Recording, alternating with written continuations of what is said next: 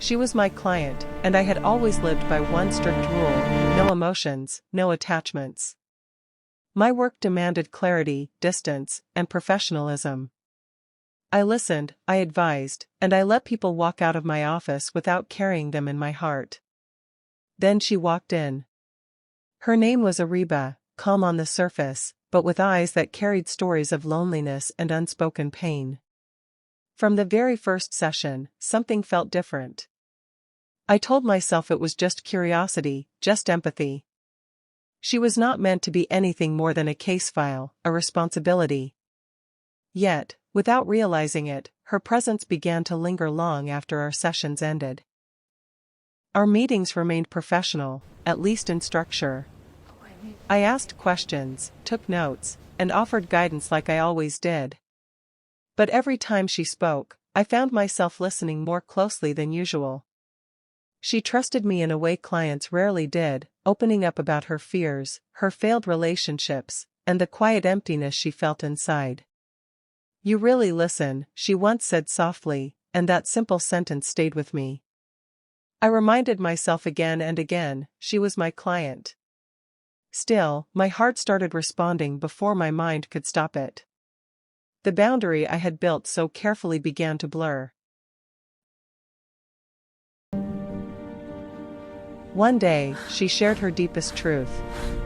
She confessed that she had spent most of her life running from her feelings, especially her attraction to women.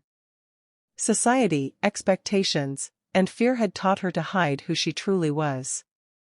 As she spoke, her voice trembled, and I felt something shift inside me.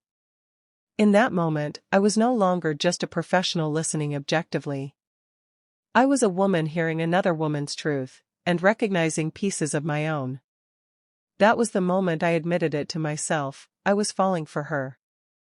It was never part of the deal. It was never supposed to happen. Yet it was real. I tried to create distance. I shortened sessions, kept my tone formal, and avoided eye contact. But emotions do not disappear simply because we deny them. One day, she looked at me and asked, "Why do you seem so distant lately?" I had no easy answer. I realized then that silence was hurting us both. I told her the truth, that as her consultant, these feelings were wrong, complicated, and dangerous. But I also admitted that feelings do not vanish just because they are inconvenient. Tears filled her eyes, not with shock, but with understanding. We were standing at the edge of a line neither of us had planned to cross. In the end, I made the hardest decision of my career.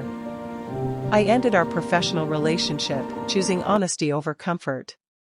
Months passed in silence, months of reflection, longing, and unanswered questions.